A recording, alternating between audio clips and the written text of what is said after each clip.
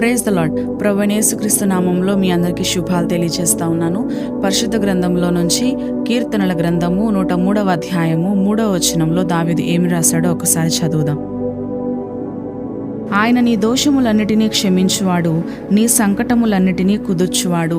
ఈ యొక్క కీర్తన దావీదు రాశాడు. 103వ అధ్యాయము 3వ వచనంలో దావీదు ఒక 2 విషయములను మనందరికీ కూడా తెలియపరుస్తా ఉన్నాడు, జ్ఞాపకం చేస్తా ఉన్నాడు. అదేంటి అనంటే, మొదటి విషయము మన దేవుడు క్షమించేటువంటి దేవుడు.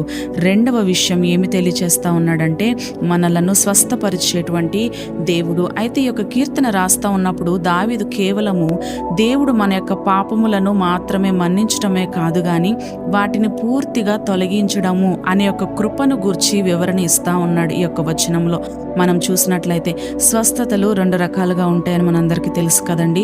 ఒకటి శారీరకమైనటువంటి స్వస్థత అయితే, రెండవది ఆధ్యాత్మికమైనటువంటి మన హృదయానికి, మన యొక్క ఆత్మకు సంబంధించినటువంటి స్వస్థత.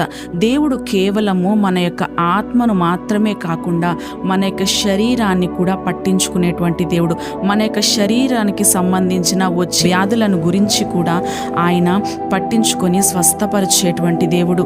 మన యొక్క వ్యాధులను తొలగించేటువంటి దేవుడు, మన యొక్క వ్యాధులను గురించి స్వస్థపరిచేటువంటి దేవుడు. అయితే ఎంతమంది అయితే ఈ యొక్క షార్ట్ వీడియోని చూస్తూ ఉన్నారో, ఈ రోజున మీ యొక్క జీవితంలో రోగాల చేత, దోషముల చేత, మానసిక సంకటముల చేత కృంగి ఉన్నారా అండి?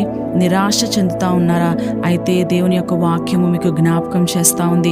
దేవుని యొక్క వాక్యము మిమ్మల్ని పిలుస్తూ ఉంది. అదేంటి అనంటే, నేను మీ యొక్క దోషములన్నిటినీ క్షమించేటువంటి దేవుడను, మీ యొక్క సంకటములన్నిటినీ కూడా కుదిర్చేటువంటి దేవుడను అని దేవుని యొక్క వాక్యము జ్ఞాపకం చేస్తూ ఉంది. కాబట్టి చదువుతున్న ఈ యొక్క వాక్యాన్ని, ధ్యానిస్తున్న ఈ యొక్క వాక్యము పట్ల మనము మన యొక్క హృదయములో పరిపూర్ణమైనటువంటి విశ్వాసము, నమ్మకము కలిగి దేవుని పట్ల మనం జీవించగలిగినట్లయితే మనందరి యొక్క హృదయములో ఈ యొక్క వాక్యము నూరంతలుగా ఫలింప చేయునుగాక.